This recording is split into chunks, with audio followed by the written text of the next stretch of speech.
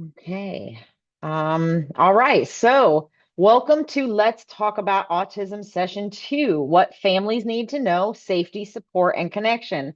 We have had amazing feedback on our first session, and we appreciate all of you, especially Miss Mandy. My name is Donna Bidlack, if you weren't on last week, and I am the program director for NAMI Citrus. We officially have over 90 people registered for this series, although we know not all of them are going to make it on. So let's do some quick housekeeping again. If anyone wants to attend our third session next week, please refer them to the registration link instead of sharing login information. And I will drop that link in the chat when I'm done. During Mandy's presentation, please keep your microphones muted and use the chat to ask questions. Which I have enabled thanks to Miss Tanya reminding me. There are question and answer opportunities built into the presentation, and we will address questions at those times. During any interactive or question and answer at the end, please use the raise hand feature, and we will do our best to call on everyone in order. As always, let's be as respectful as possible to each other and to our amazing speaker. And this presentation, as you all already know, is being recorded for future review. As I mentioned last week, if you're new to NAMI or NAMI Citrus, I will put our website link in the chat so you can check it out for information, resources, and other upcoming events. And you can also email me at dbidlack@namicitrus.org. Once again, it is my pleasure to introduce our amazing speaker, Miss Mandy Pinckley. Mandy holds a Master of Science in Psychology and is a neurodivergent self-advocate and speaker who is passionate about building understanding, connection, and support for neurodivergent adults. Mandy draws on lived experience to focus on identity, self-advocacy, and the creating of welcoming, strengths-based community spaces. And she is also planning to pursue her educational specialist degree in school psychology this fall to expand her support of neurodivergent individuals and families through education, advocacy, and system level understanding. So, with that, I am going to turn it over to Miss Mandy. Well, thank you so much. And welcome in everyone. I'm really glad you're here and taking the time to join the session. Whether you're a parent, caregiver, professional, or if this is a topic for yourself, you belong in this space. And today we're focusing on what families need to know, specifically around safety, support, and connection. And it's not about doing everything right, and it's not about having all the answers by the end. It's about trying to learn, reflect, and some clarity around topics that are often confusing, overwhelming, or emotionally charged. Autism doesn't exist in isolation. It affects individuals, families, caregivers, and communities all at the same time. And too often, families are expected to navigate complex systems without clear guidance or shared language. Today's goal is to slow things down. We're going to talk about how autism intersects with mental health, who the key professionals are, what support actually looks like in real life, and how families can begin navigating services one step at a time. You don't need to have prior knowledge or know the right terminology, and you don't need to share anything you're not comfortable with. Take what's useful and leave what's not, and know that it's okay to bring up any questions or emotions. And that's a sign that the conversation is touching something important. And this series is designed to be accessible, respectful, and grounded in research and lived experience. And with that said, I want to talk about why I'm talking about this.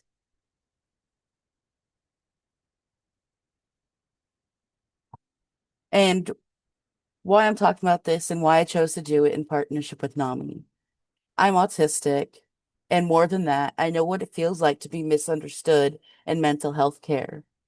I know what it's like to walk into spaces that are meant to help, but to realize that the way you communicate, process, or respond is being interpreted through a lens that doesn't quite fit.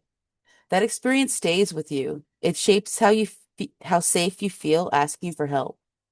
It shapes whether you speak up when something isn't working. And for many people, it shapes whether they keep seeking care at all. And then I also care about deeply about education, support, and community, and making information more accessible and helping families understand these overwhelming systems. And that's why NAMI matters to me. NAMI understands that mental health doesn't exist in isolation, that it affects the individuals, families, and communities all at the same time. And NAMI has a long history of centering the education, peer support, and connection alongside clinical care. And this presentation sits at an intersection of those values. It's not about fixing people or blaming systems. And it's about understanding context, building clarity, and creating spaces for conversations that are often missing. And I'm grateful to be having this conversation here today with NAMI.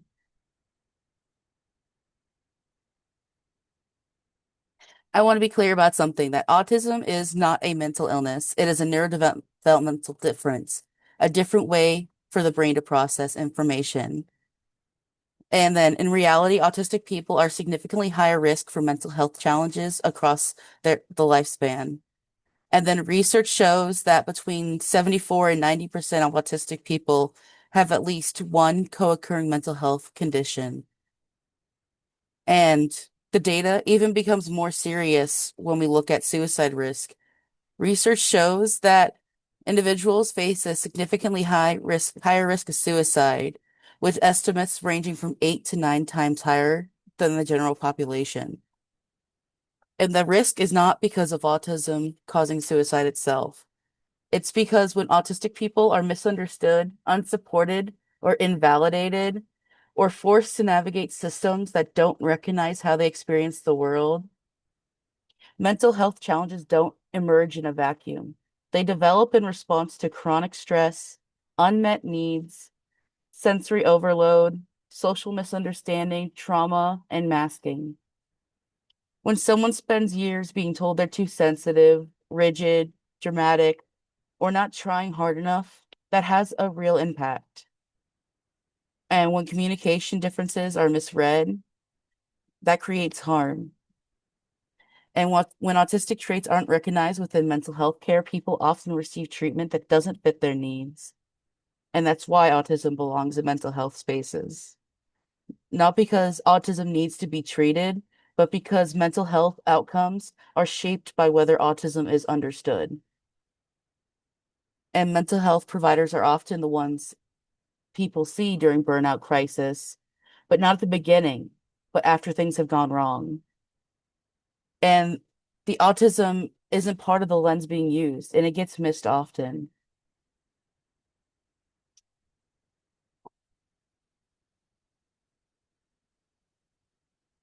And today I'm going to go over a basic roadmap.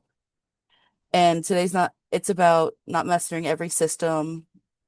It's about for focusing on foundational professionals who often show up in the lives of families and individuals who are autistic, who they are, what they do, and how their roles differ from one another. A lot of families are told to get support, but they're not always told who to call, why they're being referred, or what each professional is actually responsible for. That confusion is incredibly common, and it's not a personal failure. So today is about helping make those roles make sense. We'll talk about the differences between professionals like psychologists, psychiatrists, neurologists, and case managers, and why those distinctions matters. This is not about deciding what any one person should do. It's about understanding how those roles typically function so families can navigate referrals, paperwork, and expectation. And throughout the session, we'll focus on trying to keep it simple over complexity and trying to give you a more clear sense of Systems 101. And if there's, by end of the day, is that you'll have stronger foundation of understanding the professional landscape around autism and feel a little bit more confident navigating the next steps. And And before we go any further, we'll do the Kahoot.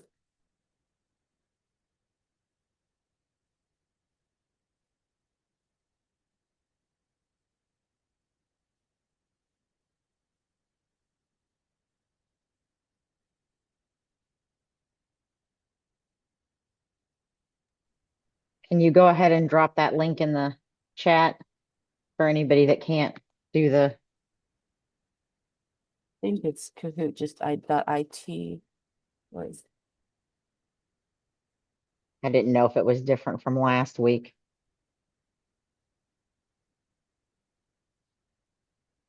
Yay, thank you.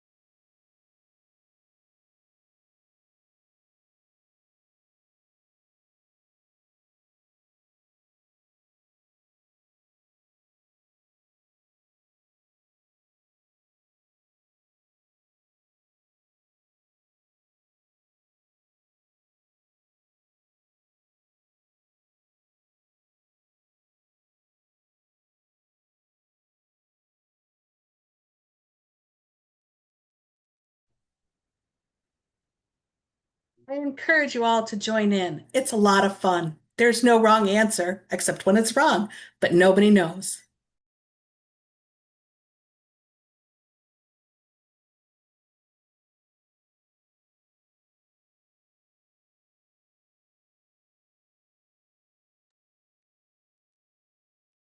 Just let me know when you guys think we should go. There's 8 people in right now. So you can go on like a browser and type in Kahoot, and then it will press join, and it'll ask you just for a pin. And then the pin I typed in the chat, which is 3704101. I'm going to drop it again just in case she didn't see it.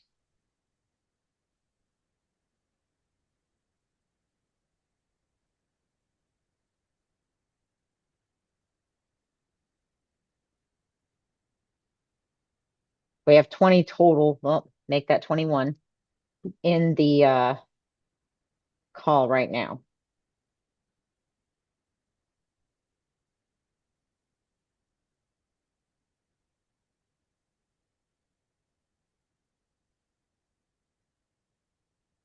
If you are just joining, I don't know if people that are just joining can see what's been put in the chat already. We're doing this Kahoot interactive game.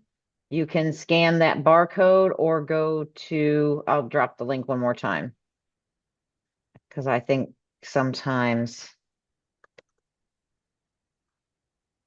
and then the pin number's right here on the screen, 3704101.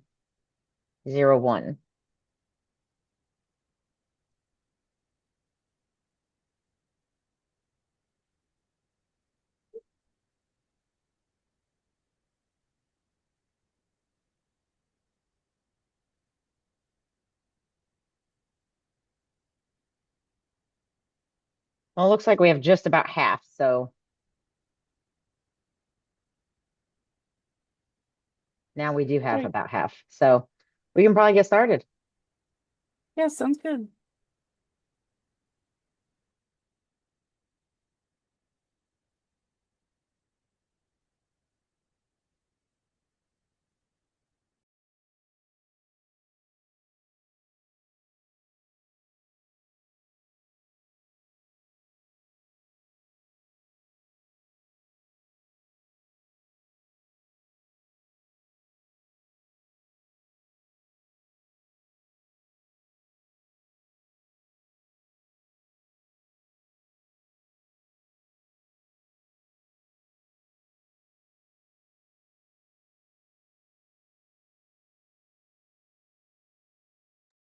Yeah, I made these ones a little bit harder, just talking about the services.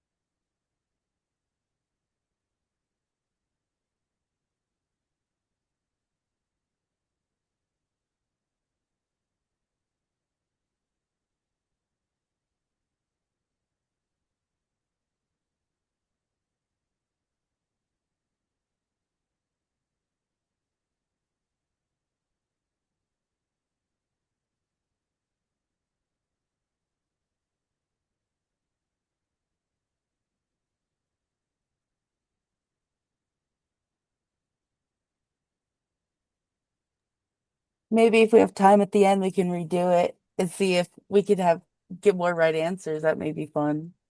Carrie said hers isn't working correctly, but I don't know enough about Kahoot to help. I just, yeah, I only know that, you put the game pin in and you can join at any time. And that's it. That's all I know, honestly.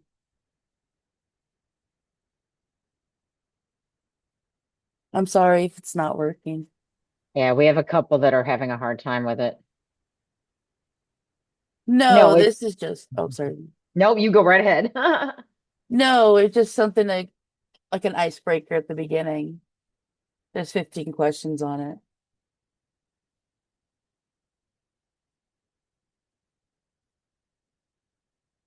Last time I made it a lot easier, so more people getting the right answers. That's why I said that.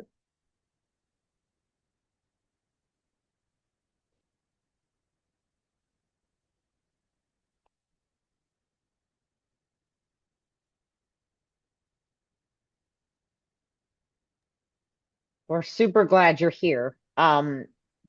This is kind of a test your knowledge type thing. So I promise you'll get all the answers if you don't have them.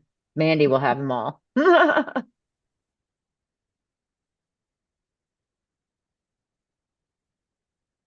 only thing I need to figure out is the audio part next time, but Now that you say that, I remember that. because I can hear it, but I don't think you guys can. So that's why I turned it off of mine.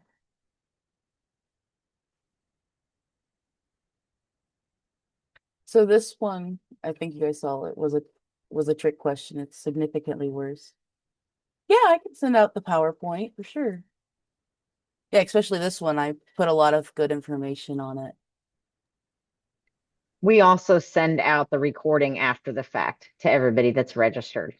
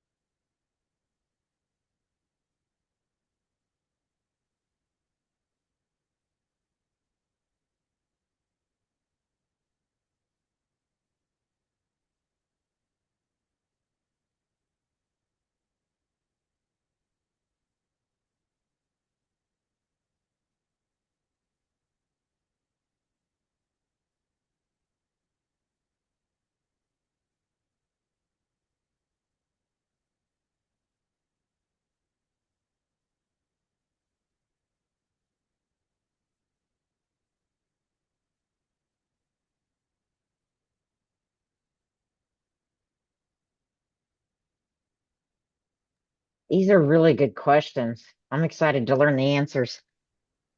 Hmm.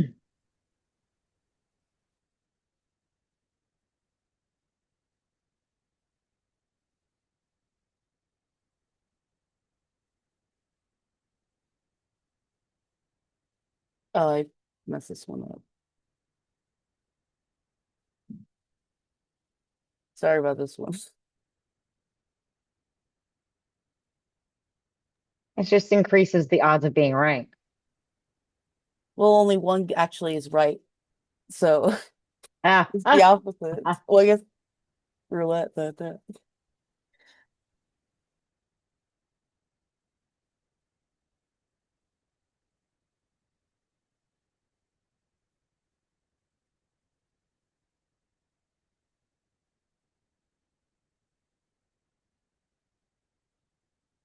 I did the same thing again. Oh my gosh. But that's not the right answer anyway.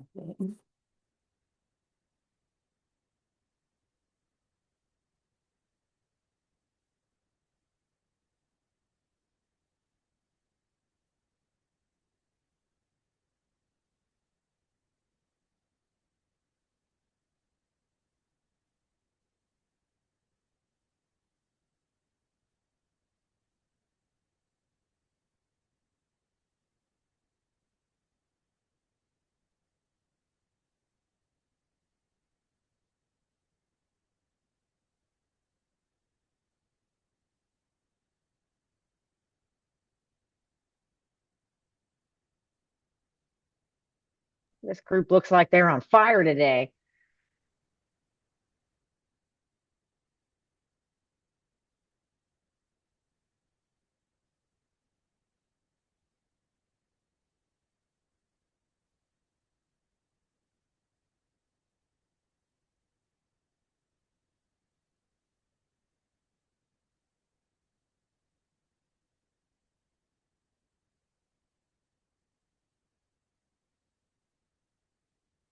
Um, I'm sorry, that one was a technical error there, but I did this one a lot quicker. But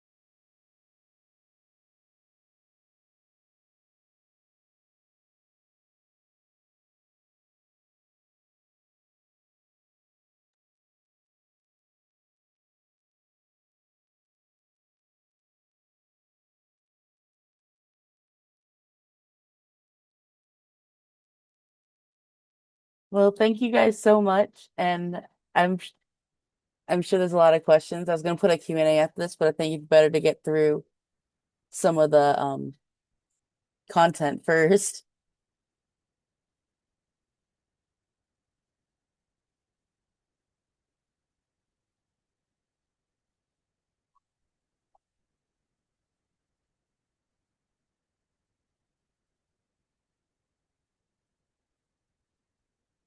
And so I'll go quickly into some of the professionals to know. And one of the biggest sources of stress for families is not knowing who to go to and what each professional does and why referrals don't always make sense. And we were talking about how families are often told you need support or you should see a specialist without explaining what that means or how the roles differ. So we'll build a basic map of professionals that autistic individuals and families will encounter. Some of the ones we're on the quiz we'll talk about. And it's about understanding who does what and what each role is responsible for and why it matters. Because when you're navigating all this paperwork, wait lists, and care plans, it's important to know what you want to fight for first. And a lot of frustration from families comes from mismatched expectations from providers. So knowing what to expect from that provider is so important.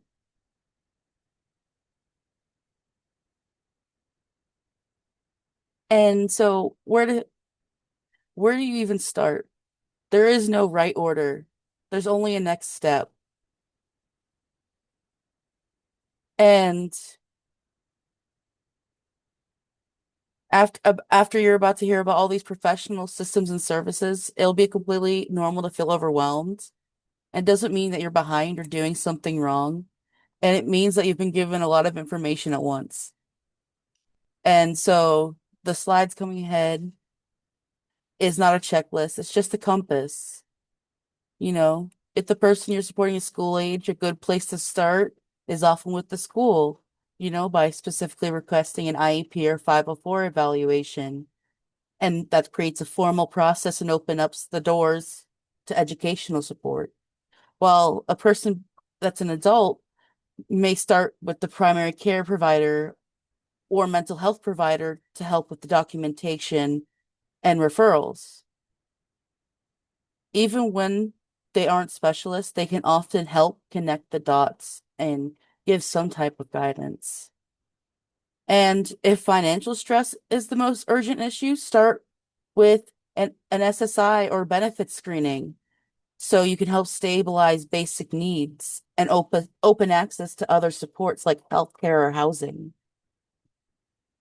And if everything feels too much, if you're exhausted, burned out, or emotionally overwhelmed, starting with peer or family support is not a detour. It's a valid first step, such as groups like NAMI and other community supporters can help you regroup, feel less alone, and think more clearly what's coming next. The most important thing is to remember that you don't have to do everything at once. Progress doesn't come from solving everything in one move. It comes from taking one manageable step, letting that settle, and then choosing the next one. If something feels urgent to you, that's what matters most. If something feels unsustainable, that matters. You're allowed to trust your instincts, and that's what needs attention first. And getting support is a process, not a single step. And wherever you are right now is the valid place to begin. So the family's told you need to see a professional. They're often not told which one. And psychologists and psychiatrists are frequently mixed up or assumed to do the same thing, and they don't. And a helpful way to think about the difference between understanding and medical management. Let's start with psychologists. A psychologist's role is centered around understanding. Psychologists conduct evaluations and assessments, including autism evaluations, learning assessments, cognitive testing, or emotional or behavioral assessments. They help identify patterns, strengths, and support needs, and how someone experiences the world. Psychologists also provide therapy and counseling, and that might include support for anxiety, depression, trauma, identity development, or coping skills. They're often involved in writing documentations for schools or workplaces, like evaluation reports, accommodation letters, or recommendations. What psychologists do not do is prescribe medication. So when you think psychologist, think evaluation, understanding, and therapy. And now let's talk about psychiatrists. A psychiatrist is a medical doctor, either a MD or a DO. Their primary role is medication and medical management. They prescribe and manage medication for things like anxiety, depression, mood disorder, sleep issues, and attention-related concerns. Psychiatry appointments are often a lot shorter and very focused on symptoms medication effects, and side effects. Psychiatrists generally do not do full autism evaluations, and they're usually not the ones providing long-term therapy. So when you think psychiatrists, think medication and medical treatment. And one important thing is that these roles are meant to complement each other, not replace one another. Many autistic individuals and families work with both a psychologist for evaluation and therapy and a psychiatrist for medication support when needed. And if you ever felt confused about why you're referred to one instead of the other, or why one provider couldn't do what another did, that confusion makes complete sense. The system doesn't always explain these differences clearly.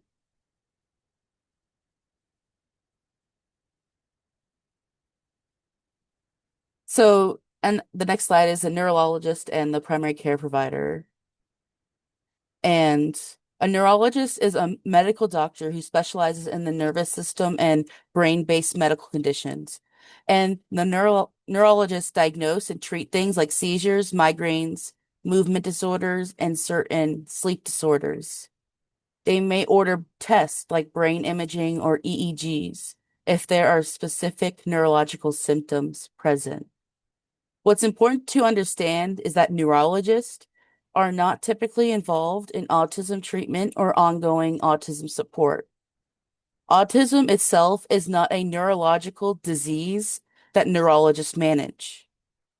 A referral to neurology usually only makes sense when there are additional neurological concerns, like seizures, significant unexplained headaches, abnormal movements, or other clear neurological red flags. So if you've ever been referred to a neurologist because of autism and felt confused, and that is very valid.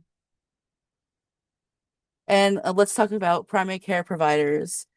And, they are your best friends, ongoing medical provider for an individual or family. And they're the first stop when something feels off, when you're not sure what's going on yet. And they help identify all your concerns and make referrals to specialists when needed. And they help coordinate that care across different providers.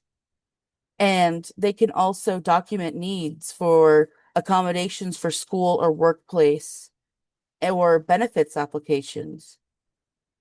And most people will say that the primary care physician is the best place to start and the most important. They're the foundation to the home, especially when families feel overwhelmed.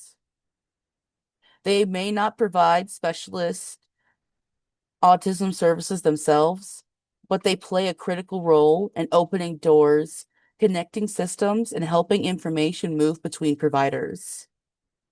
So a helpful way of thinking about this slide is neurologists are for a specific medical neurological issue, while primary care providers are about ongoing care and coordination.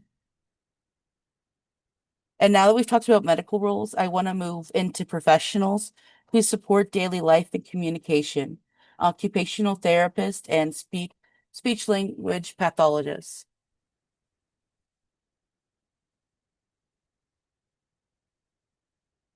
These two professionals are very focused on the day-to-day life and often make a huge difference for autistic people and their families. And starting with occupational therapy. When people hear occupational therapist, they often think this has something to do with jobs. But in this context, occupation really means daily living. Occupational therapists focus on how a person functions in everyday life. That includes routines, independence, sensory regulation, motor planning, and executive functioning. Occupational therapists, or OTs, help with things like getting dressed, eating, hygiene, transitions, emotional regulation, organization, and managing sensory overwhelm. The goal of occupational therapy is not to make someone less autistic, it's to make daily life more accessible and less exhausting. OT support can be incredibly helpful for both children and adults, especially during times of burnout, transition, or increased stress. So when you think of occupational therapy, think daily life, function, and independence. And now let's talk about speech language pathologist or SLPs.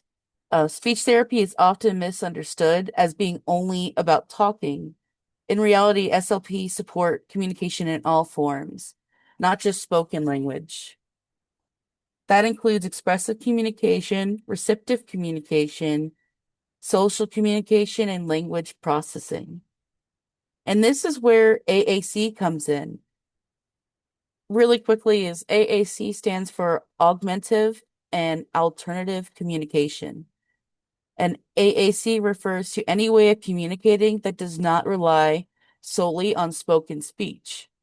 And AAC can be low tech or high tech. It could be like a picture board, communication books, sign language, typing, text to speech apps, tablets, or dedicated speech generating devices. Some people use AAC all the time, and many people use it part time, especially when they're overwhelmed, anxious, sick, burned out, or in high pressure environments like school, work, or a medical appointment. And one important thing to understand about these alternative communication devices is that they are not a last resort. It does not stop speech development, and it does not mean someone has given up on talking. In fact, research has shown that AAC often supports overall communication and can even strengthen spoken language when speech is available. AAC gives people a way to communicate without forcing their nervous systems past its limits. And communication does not have to sound a certain way to be valid. Typing, pointing, selecting symbols, or using a device is still real communication. It still represents thoughts, feelings, boundaries, and needs. So speech language pathologists play a key role in helping people access AAC in ways that actually work for them, and just as importantly, in helping families, educators, and providers learn how to respect and respond to AAC, because AAC only works when communication partners take it seriously.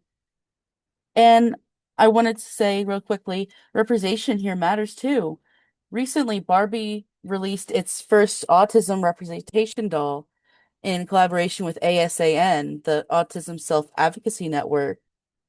And controversies aside, one of the things that made this moment meaningful is that this doll includes an AAC device, and that visibility sends a powerful message that communication devices are normal, that autistic people communicate in different ways, and those ways are valid and worthy of respect.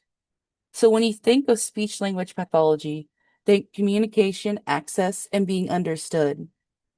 Both occupational therapy and speech language pathology are about support, not correction.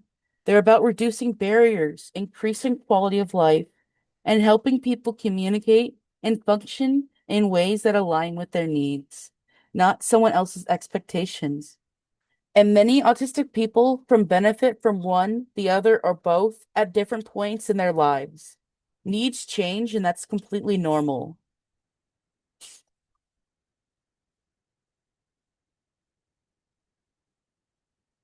Now, I want to shift into two roles that families often encounter inside systems, especially schools and service networks. School psychologists and case managers. These roles can feel confusing because they don't always look the same across settings. School psychologists work within the education system, not the medical system. Their primary role is to conduct school-based evaluations and determine eligibility for special education services under education law. It means they're involved in things like IEP evaluation, reevaluations, behavioral observations, and academic or social emotional assessments that are specific to how a student functions at school. One really important thing for families to understand is that a medical diagnosis of autism does not automatically guarantee services in the schools. And that's why school psychologists are so important for the school services in particular. A child can have a medical diagnosis of autism and still not qualify for special education services if the school determines that the diagnosis criteria is not impacting educational access in a way that meets their eligibility criteria. So this disconnect, you're like, I thought I got this diagnosis. Why can't I get school services? Can feel incredibly frustrating, especially for families that assume it should automatically open doors. And when it doesn't, it feels very invalidating. But it's a very deep systemic issue, not a reflection of the child's needs or the family's advocacy. School psychologists also collaborate with the teachers, administrators, and families to support learning and behavior within the school environment. Their focus is education access, not therapy or medical treatment. So when you think school psychologists, think education-based evaluation and eligibility. And then let's talk about case managers. Is Case managers are often the people families interact with the most, and also the ones whose roles feel the least defined. A case manager's job is to help navigate systems. They help connect people to services, track paperwork, coordinate referrals, and support follow through. They don't provide therapy and they don't make diagnosis. The role of a case manager can vary widely based on where they work, whether on the school system, a mental health agency, disability service, a Medicaid funded program, or a nonprofit. And some case managers are extremely hands-on, while others are overcapacitated and due to caseloads or funding. And some families' experiences with case management can differ dramatically, and that inconsistency is not the family's fault. Case managers often help families understand what services exist, what they might be eligible for, and what comes next. They're there to support navigation, not to control access or outcomes. So when you think case manager, think coordination, navigation, and follow through. And together, school psychologists and case managers often sit at the intersection of systems, the education, disability services, mental health, and community resources. And that intersection is where many families feel overwhelmed and stuck.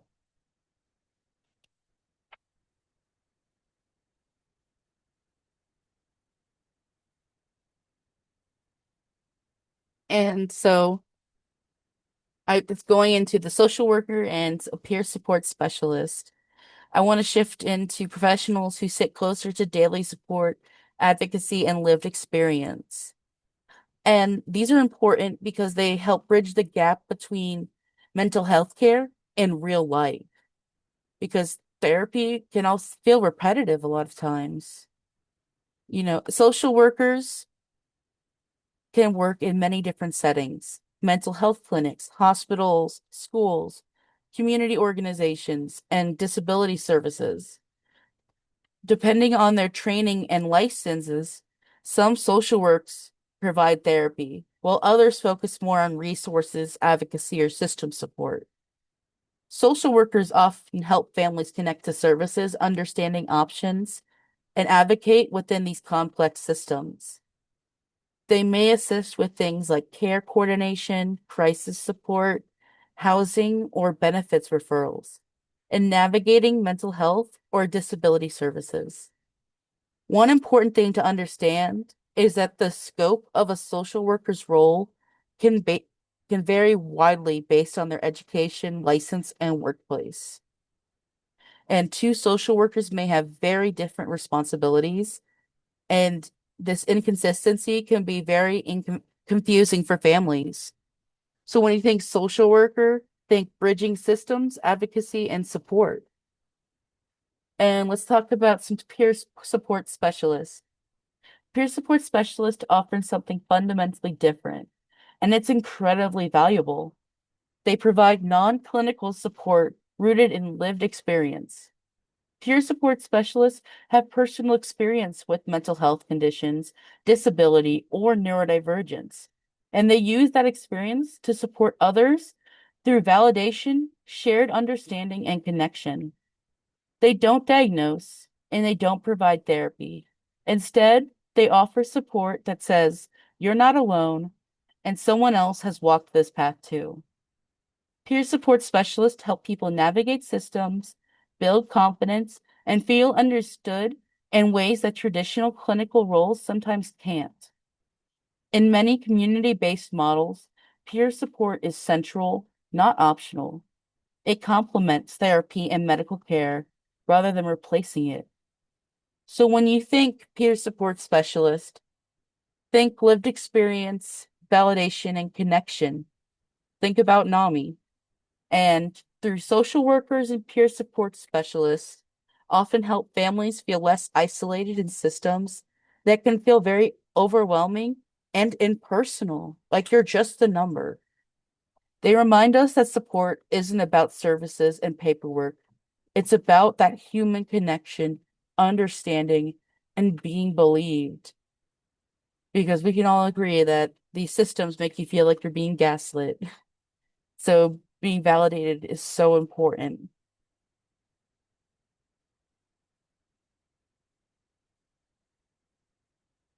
And then I just have a few more, and then before the questions is I wanted to just include something about housing is that a role that comes up a lot for autistic adults and families during transition, crisis, or independence. Housing navigators are professionals who help people understand and access housing options. When housing is complicated by disability, income limits, long wait list, or system barriers, they help identify affordable or supportive housing options, explaining different housing programs, or assist with application waitlist. They often help people understand eligibility requirements, documentation needs, and timelines, which can be overwhelming without guidance. These housing navigators frequently work through nonprofits, through the counties, disability organizations, or community resource centers. Some are connected to mental health systems, while others focus on housing programs. And housing navigators do not have any control over housing availability or approving housing, or they don't create openings where none exist. Their role is to help people navigate what's available, track options, and stay organized within systems that are slow and under-resourced. If you ever worked with a housing navigator and still feel stuck or frustrated, that doesn't mean the navigator failed, and it definitely doesn't mean you failed. It means the housing system itself is limited and often overwhelmed. Their hands are basically tied. Housing navigators can also help connect housing options with benefits like SSI, Medicaid, or local support services. And they often work closely with case managers, benefit counselors, and social workers to help align housing with other supports. So when you think of a navigator, housing navigator or specialist, think guidance, coordination, and persistence, not guarantees. Another important thing to know is, like any service, availability varies wildly by location. Some areas have housing navigators readily available, while others don't. And not finding one is not a personal failure. It is a systemic gap. So, but it's just something good to know that's out there.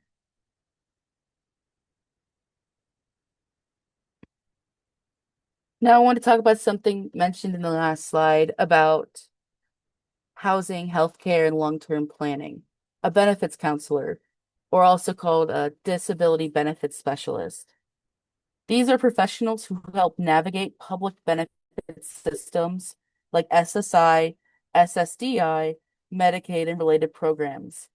Their role is not to decide who qualifies, but to help people understand the rules prepare applications, and navigate a process that is often confusing and overwhelming.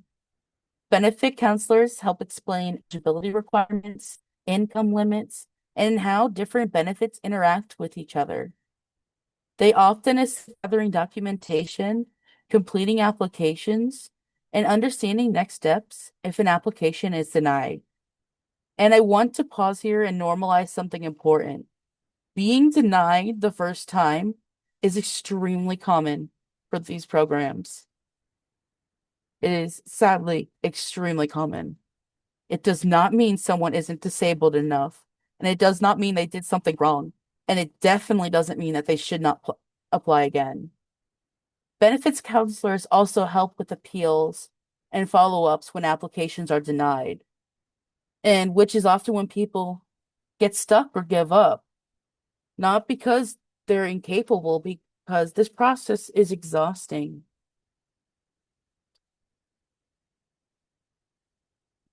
Another important role that benefits counselors play is helping people understand how benefits connect to other supporters, like housing, healthcare, transportation, employment.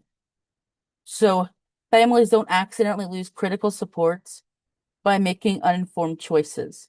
Like, oh, if you sign your child up for this program, you're gonna lose this. They're letting you know.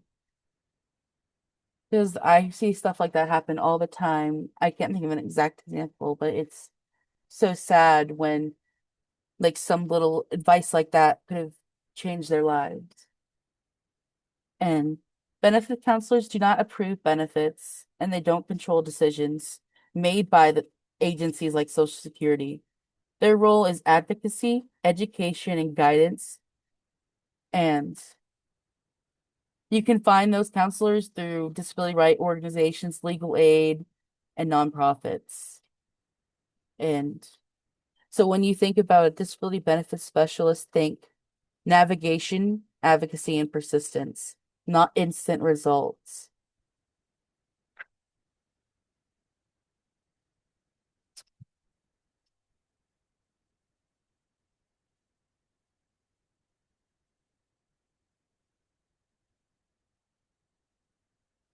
And then I'll go over just real quick is case managers that focus on housing is that housing case managers are often seen as the person who's supposed to fix things or make something happen, but their role in reality is coordination, not control.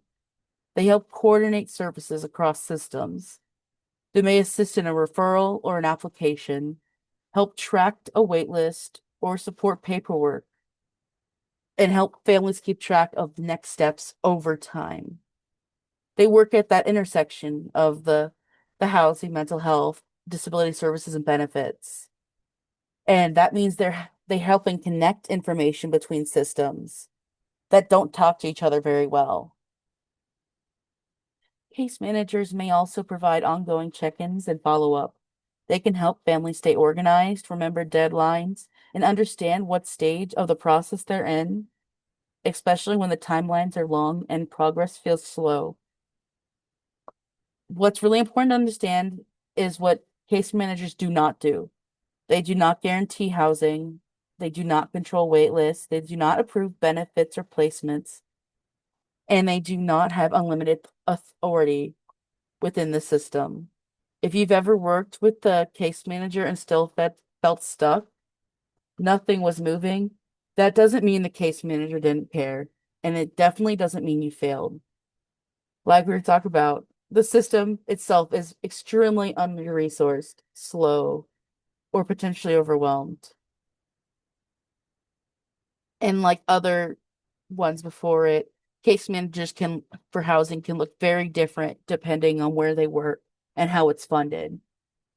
And some case managers, it's very important to look at their caseload. So how hands-on can they truly be with you? And it's important to know that a lot of these people do care and they're there for a reason in these fields.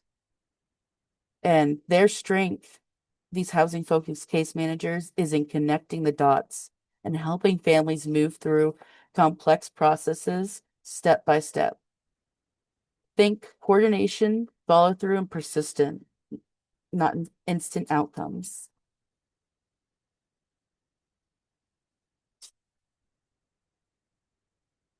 And I can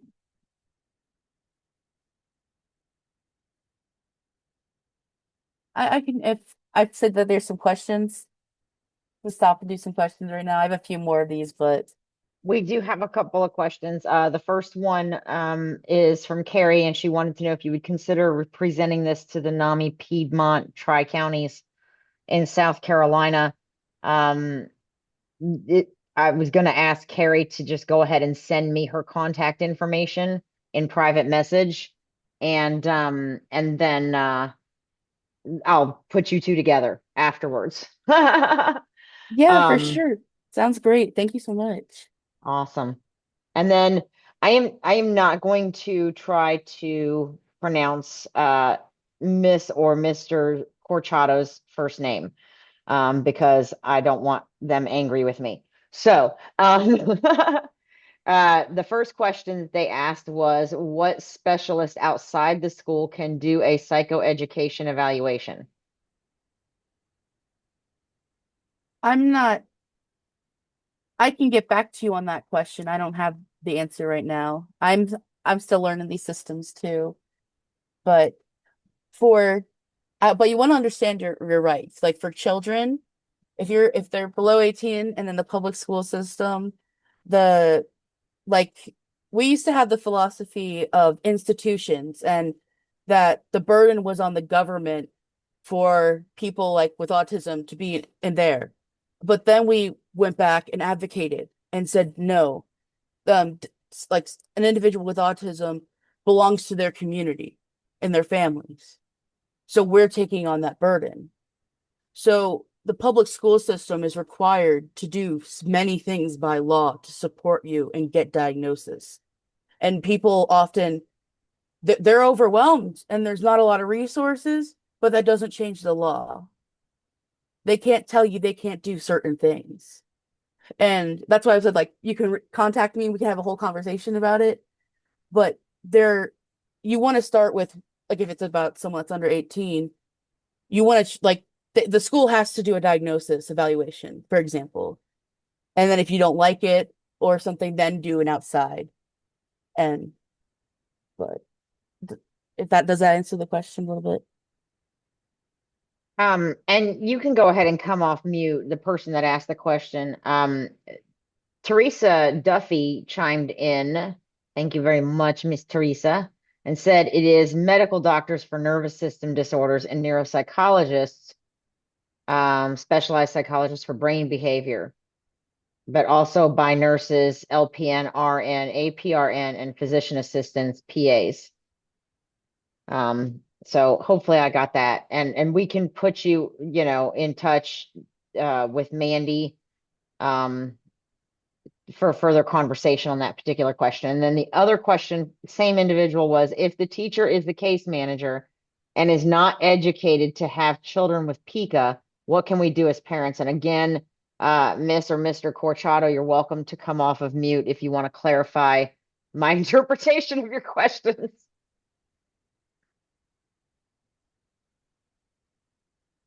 Because Hi, that's can you guys hear me? Yes. Okay, sorry, it's because my daughter, they don't have school today, so I didn't want the back noise.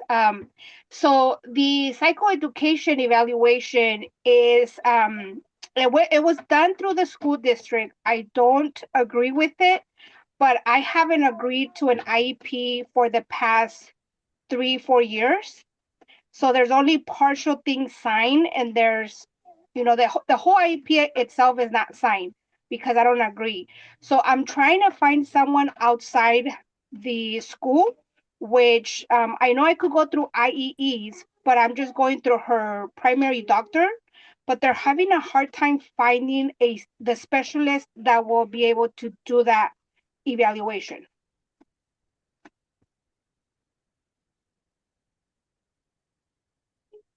yeah, I get what you're saying is with that, are you trying to get the school to pay for it, the assessment? No, because it would go through her insurance. Because you like Like I don't know the law, but I that do. you're Can I getting answer this question? I'm uh actually an advocate. Can I answer the question real quick for her? oh please, Okay. please go. So a medical assessment, a school district is not required to utilize or to follow the information off a medical diagnosis. The only rights that you have for a school IEP for not agreeing is to do an IEE assessment. The school still does not have to follow an IEE. So that actually makes it kind of complicated. And if you have had multiple years of you not agreeing with an IEP, are you working with an advocate? Yes, I am. Okay, so what is the advocate giving you for feedback? Well, no, this is something that I just this last month came up. Okay, And she had surgery, so she's going through some other personal stuff. But I okay. see that they were doing this Zoom thing, and that's why I hopped in, but I wasn't sure what it was about. Yep. So from your perspective, your question, if you are not agreeing to the schools, all of the things on the IEP, you have to go to an IEE. That's the only federal law process that is approved that will actually give you what you need if you don't agree with the school. Okay, perfect. That it makes sense. Okay. I know what the IEEs are. Yeah. Okay. Thank you. Thank you so much, Teresa. I don't, Mandy, I don't have any other questions in the chat currently. All right, awesome. I'm glad we were able to answer them. I know I didn't want to keep going about that. So going on to the vocational rehab VR counselors, I've heard a lot of mixed things about VR being helpful or not, but it's also a fantastic resource to explore. VR counselors support disabled adults who want help with work, education, or career development. And this role is supposed to be not about just getting a job. It's about helping someone prepare for, return to, or sustain employment in a way that works for them. VR counselors are supposed to help with things like career exploration, job training, education, or certification programs and skill building. They can also help identify and request workplace accommodations and support people who are entering the workforce for the first time or re-entering it after burnout, illness, or job loss. For autistic adults, VR can be especially helpful when traditional employment pathways haven't worked or when someone needs support navigating expectations, communication, or sensory environments at work. One important thing to understand is that VR services are supposed to be individualized. Not everyone receives the same supports, and the eligibility is determined by the state. A VR counselor works with the individual to create a plan based on goals, strengths, and barriers. VR does not guarantee employment, and it does not promise a specific job placement.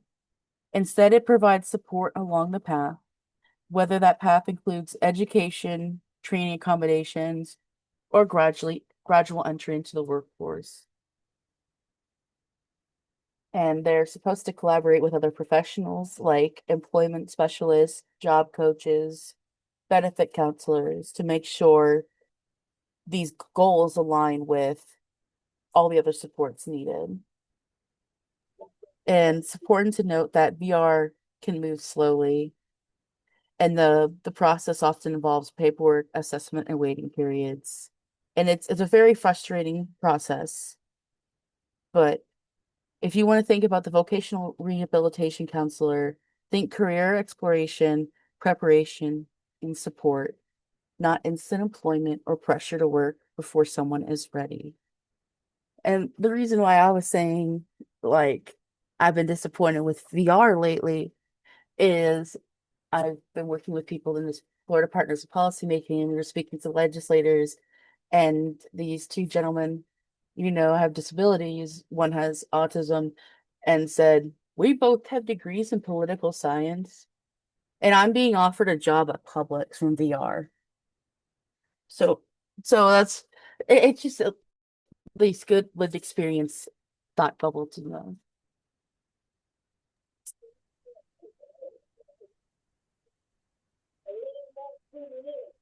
An employment specialist job coach.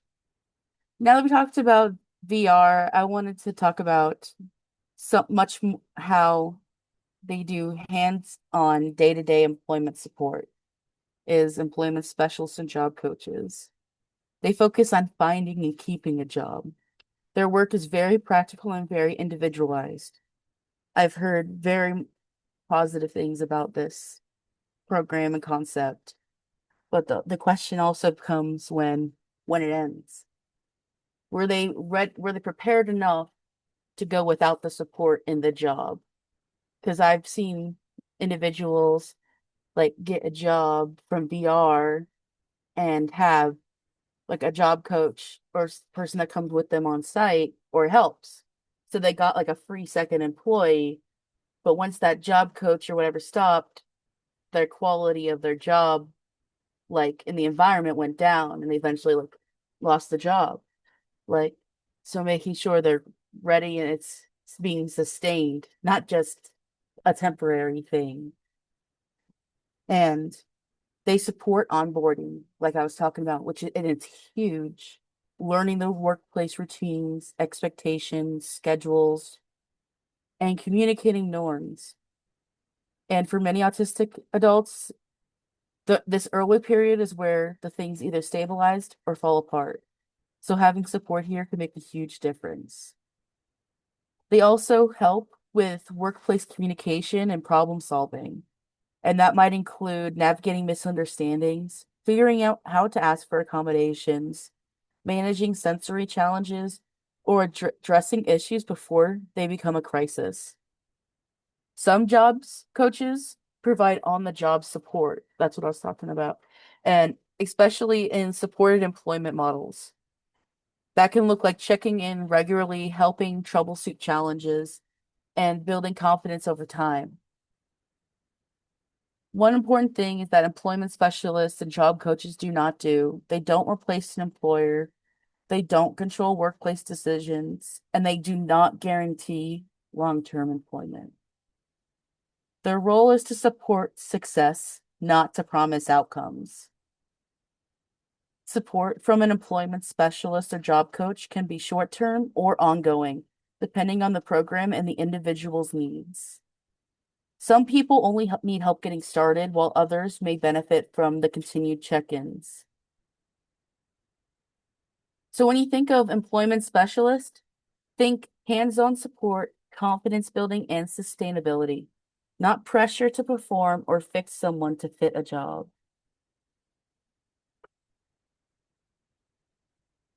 Independent living specialist. This role is often misunderstood and sometimes emotionally loaded for families.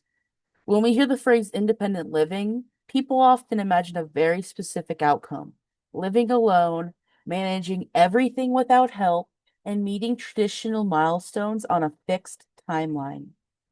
That's not what independent living specialists are about. Independent living specialists focus on building support for daily life and skills at a pace that works for the individual. Their goal is not to force independence, it's to support autonomy and quality of life.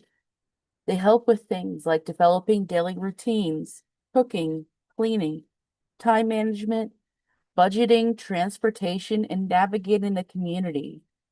They also support problem solving and around everyday challenges, the kind of things that don't always show up in therapy or medical appointments, but deeply affect daily functioning.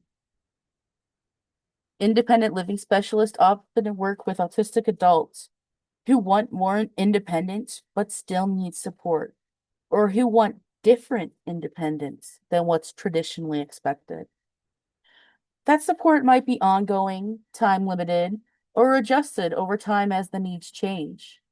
And those needs do change, especially during life transitions, burnout, health changes, or life events. One really important thing to emphasize is that independent living specialists do not decide readiness. They don't determine whether someone is capable enough to live independently. They don't force outcomes. Their role is collaborative, not evaluative. They meet you where you're at. Independent living services can be found through living centers, disability nonprofits, Medicaid waiver programs, and community-based support agencies. Case managers often help with referrals, but also can self-refer in many areas. And I want to say this because it matters. Needing support with daily life is not a failure. Independence does not mean doing everything alone. It means having the right supports in place to live in a way that feels safe, sustainable, and aligned with someone's needs. So when you think independent living specialist, think skills, supports, and self-determination, not pressure, judgment, or timelines. Understanding this role helps families move away from rigid expectations and towards a more realistic, humane view of what adulthood and independence can look like for autistic people. And now that we've talked about independence in daily living, I wanted to move into a role that supports the people doing the supporting.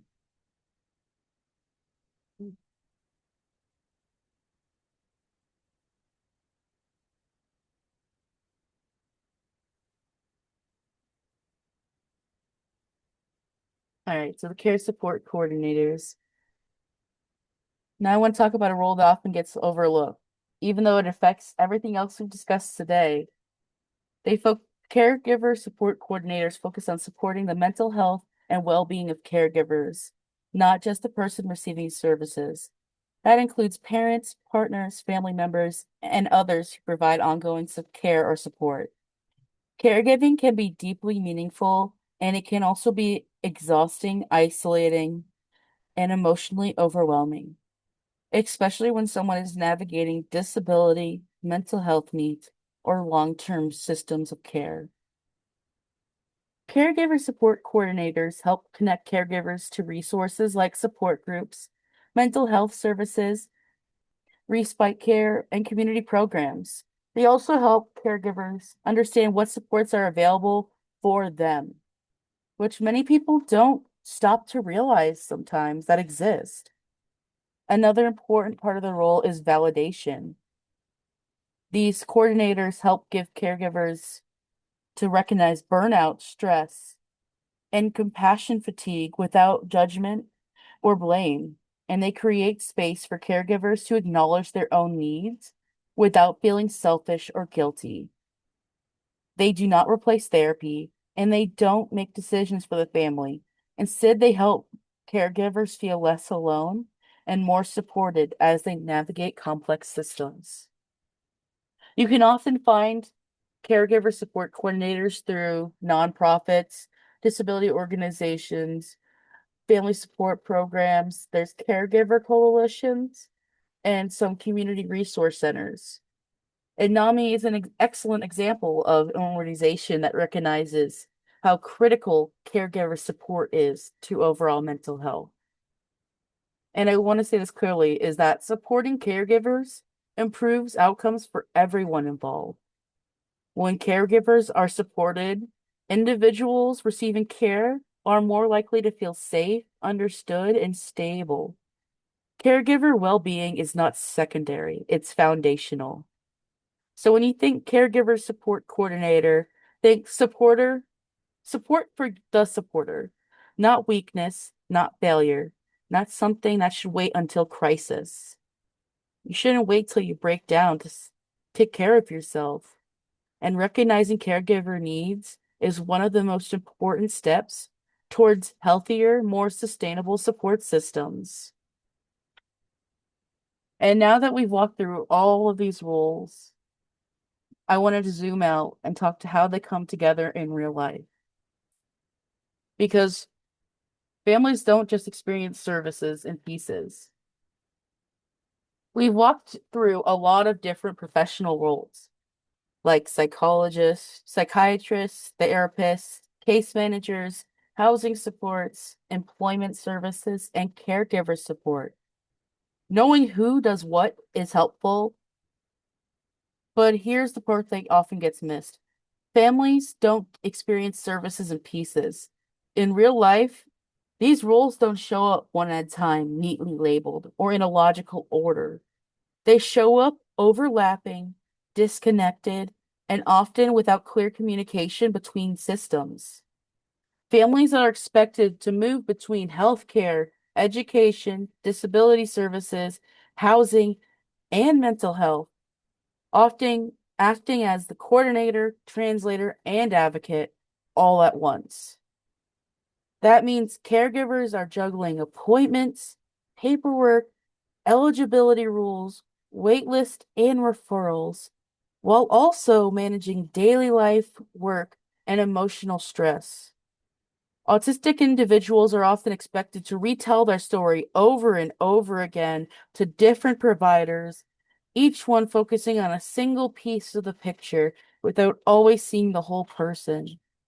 And when things fall through the cracks, when someone doesn't get services, when communications break down, or when services doesn't match need, families are often left feeling they've done something wrong. But that feeling doesn't come from failure. It comes from systems that were never designed to work together. This is where mental health, disability support, and caregiver well-being collide, because navigating fragmented systems over time has real mental health consequences for autistic individuals and for the people supporting them. So as we move forward, I want to shift from thinking about roles in isolation to thinking how systems actually function in real life and what that means for stress, burnout, and access to care.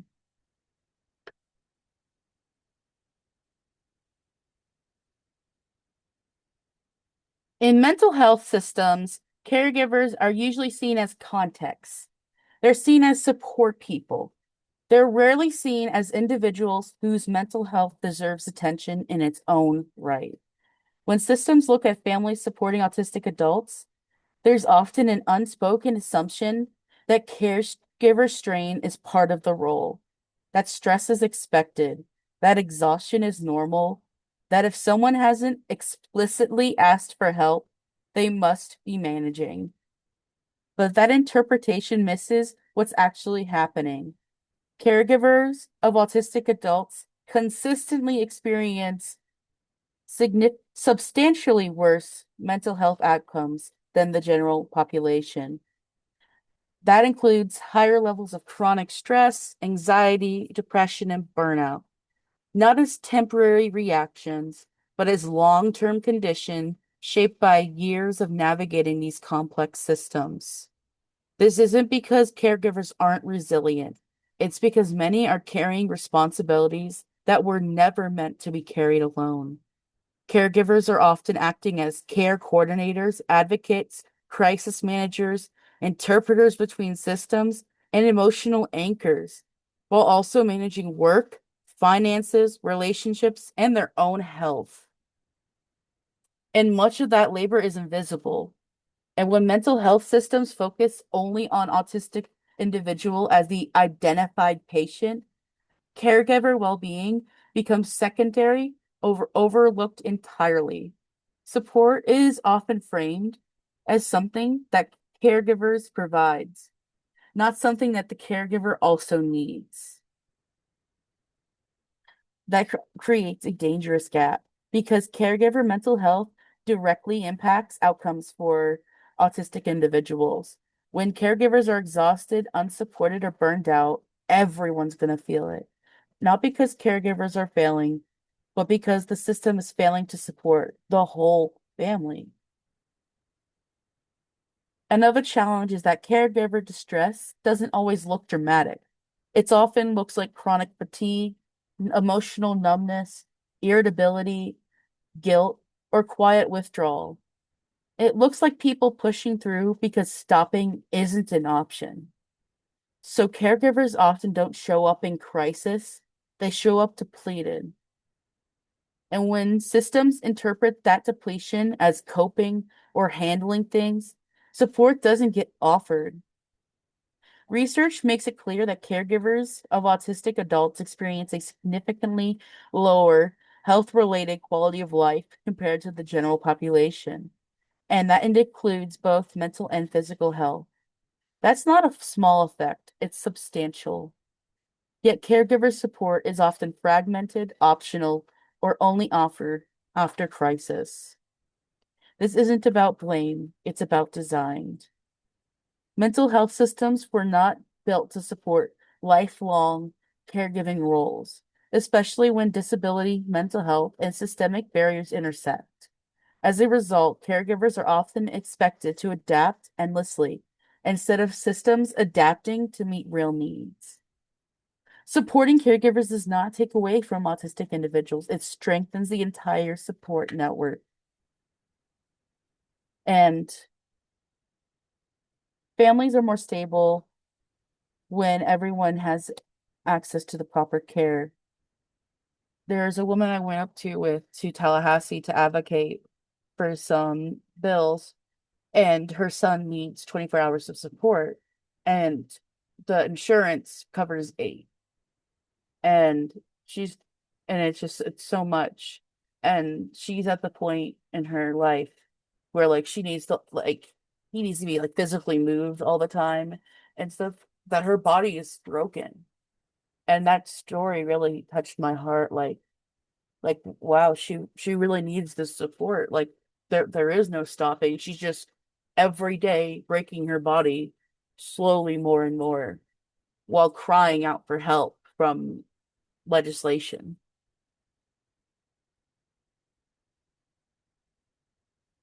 I quickly just wanted to touch on genetics, and a simple way um, is that when system looks at autism, they often treat it as an individual condition, and the focus stays entirely on the autistic person. And caregivers are usually assumed to be neurotypical by default. And that assumption doesn't match what research actually shows. What we now know is that autism is strongly genetic and runs in families. Close relatives of autistic people have a much higher likelihood of being autistic themselves or sharing autistic traits. That means many parents and caregivers may be undiagnosed, late identified, or never formally identified at all, especially adults who grew up at a time when autism was narrowly defined or rarely recognized. So when we talk about caregivers of autistic adults, we're often not talking about neutral observers. We are talking about people who may share the same neurological traits, sensitivities, and stress vulnerabilities, even if they've never had the language for it. And that's something we're trying to even go backwards and discuss in my family. Is there anyone else that's possibly autistic that never knew it? And that's a question I wish we all, knew about our families, but, you know, is this stress vulnerabilities matter because caregiver stress does not exist in a vacuum. When someone has their own sensory sensitivities, executive functioning challenges, social fatigue, or emotional regulation differences, and they're also carrying long-term caregiving responsibilities, that combination can significantly increase the risk of burnout and mental health strain. In other words, many caregivers are managing genetic vulnerability plus caregiving stress at the same time. Doesn't mean caregivers are incapable of any means. It means they're human and often pushing themselves far beyond sustainable limits. And that explains why caregiver burnout is said to be intense, chronic, and very hard to recover from because it's not situational stress, it's stress layered on top of a nervous system that may already be working harder to process the world. And when systems assume caregivers are neurotypical by default, they often miss this entirely. I would love to see a bill or something be passed where a child gets diagnosed with autism, that's an automatic referral justification for their parent to go get a diagnosis. Um, that's a dream of mine, but supports fits frames as something caregivers should provide, not something caregivers may need accommodations for themselves. Expectations stay high, even when capacity is already stretched thin. Understanding the genetic component of autism helps shift the narrative away from blame. It helps us stop asking, why is this so hard for you? And starts asking, what supports are missing here? It also helps explain why caregiver mental health support is not optional or secondary. It's essential, not just for their well-being, but for the stability of the entire support system. Autism doesn't just exist within individuals, it exists within families.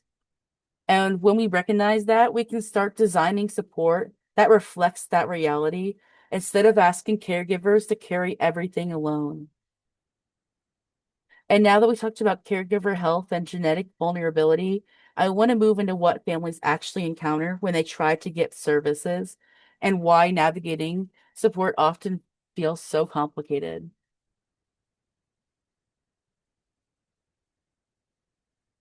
We hear the phrase get support all the time. It sounds simple. It sounds like a single step. But for most individuals and families, getting support is not a moment. It's a long, ongoing process. Let's start by naming what services are not, because a lot of frustrations come from expectations that were never realistic to begin with. Services are not a one-stop shop. Sadly, there is no single provider, program, or office that takes care of everything.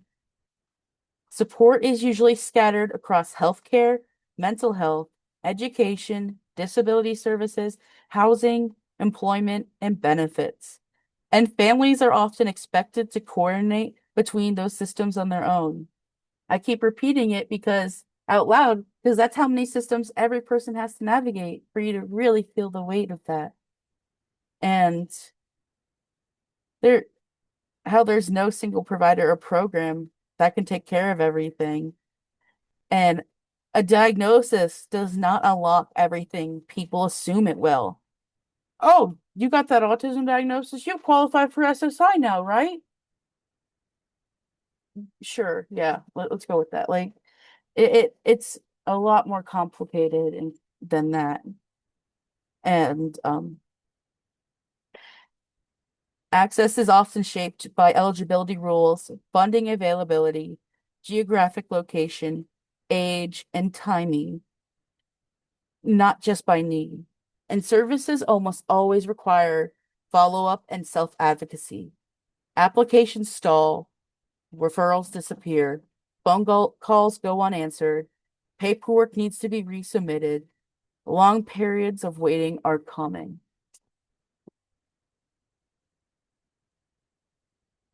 If you've ever felt like had to keep pushing just to be noticed, that's not because you're demanding. It's because persistence is built into the system. Most families are navigating multiple systems at the same time, and those systems often don't communicate with one another. One provider may not know what another is doing. Information has to be repeated. Documentation has to be shared again and again. Each program has its own definition of disability, its own eligibility criteria, and its own rules. Just like I talked about last session, in the state of Florida, we don't even have a unified definition of what we consider autism to be legally. And there's actually a bill that's trying to get passed this year that's relating to that.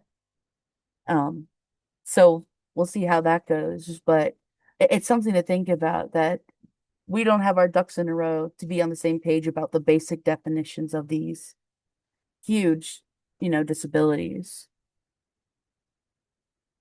And someone may qualify for one service and be denied another, even when their needs haven't changed. Wait lists are long. This paperwork is extensive. Timelines are unclear. and support often changes across the lifespan. What's available in early childhood may disappear in adolescence, and what's offered in school may not exist in adulthood. Families are often expected to adapt quickly when systems shift. Even with those shifts come with very little guidance. And that instability can feel frightening and exhausting. And one of the most important things is to start with one need at a time and trying to solve everything at once. And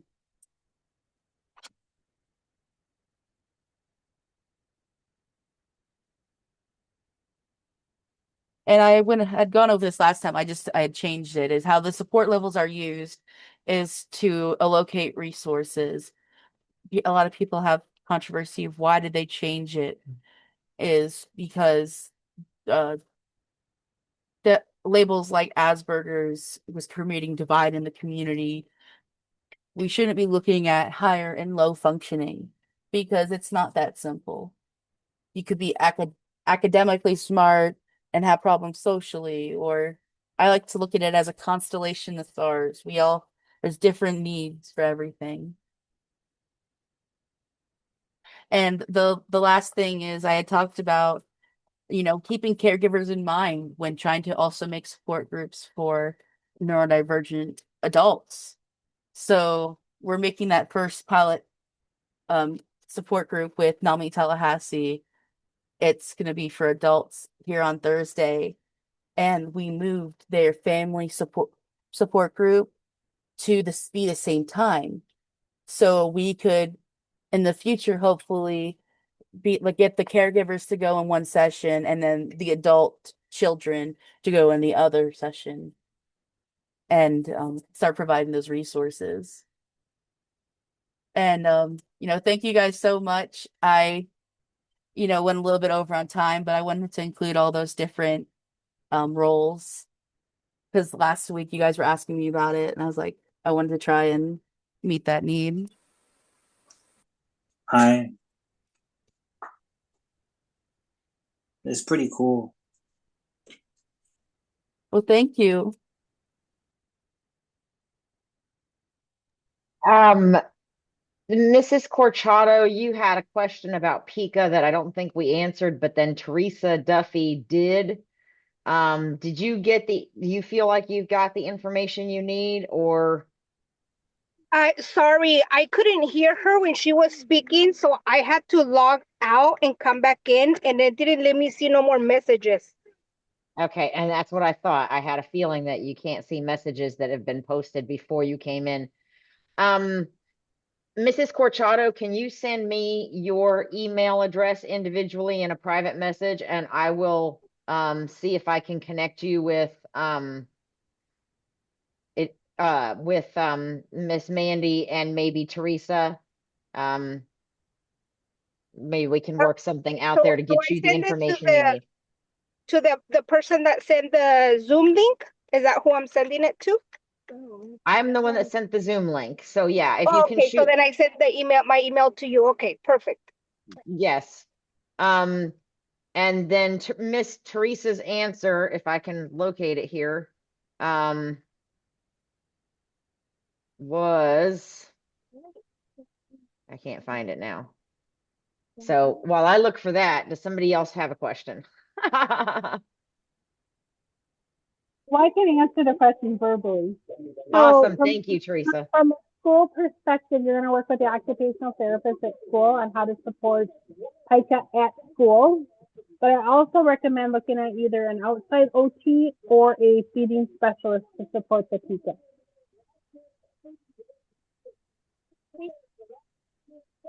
Thank you so much, Teresa. Is that helpful, Mrs. Corchado? Yeah, well, I already have the OT and everything, but the thing that I didn't know is that the case manager, which is a teacher, she had let me know that she had never worked with kiddos with pica, and so that's where my question was coming. Like, should she be educated on pica since she is working with the kids in the special education? She should have some general knowledge of it. But she needs to work with the occupational team because they're going to be the experts on it or how they can support it in the classroom. Okay, She so doesn't have that to be an expert at it, but she needs to know who her resources are. And that should be occupational therapists in school. okay, so that's when my IEP comes. I mean, okay, perfect. Thank you. Yep. Thank you so much, Miss Teresa. No.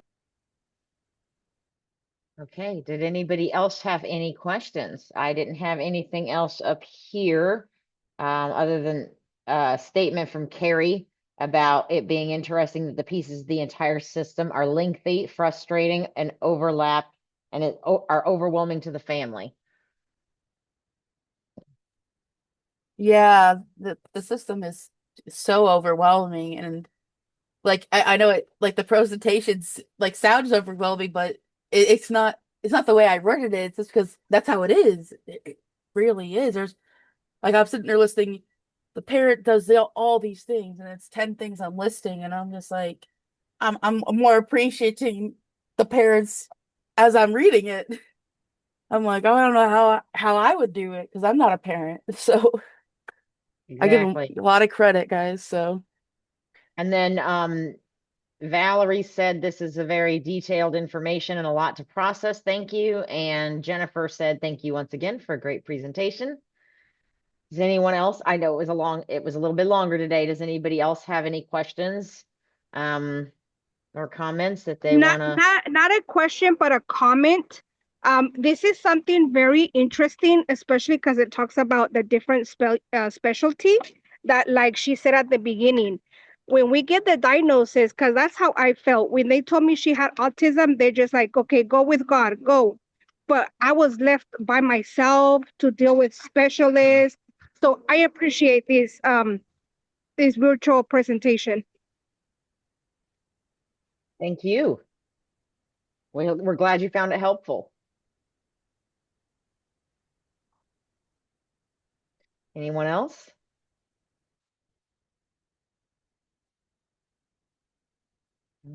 All right. Well, thank you so much, Mandy. That was a lot of information. We appreciate everybody being here tonight. We appreciate you very much, Mandy. And then next week's session, same time, same bat channel, will be part 3, which is Here Are Stories, Resilience, Recovery, and Hope. So we hope you will all come back one more time.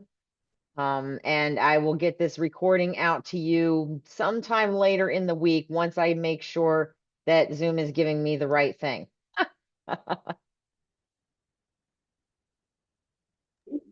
Thank you. Thank you. thank you guys so much, and NAMI Citrus for hosting. Our pleasure. Good night, y'all. Have a good night.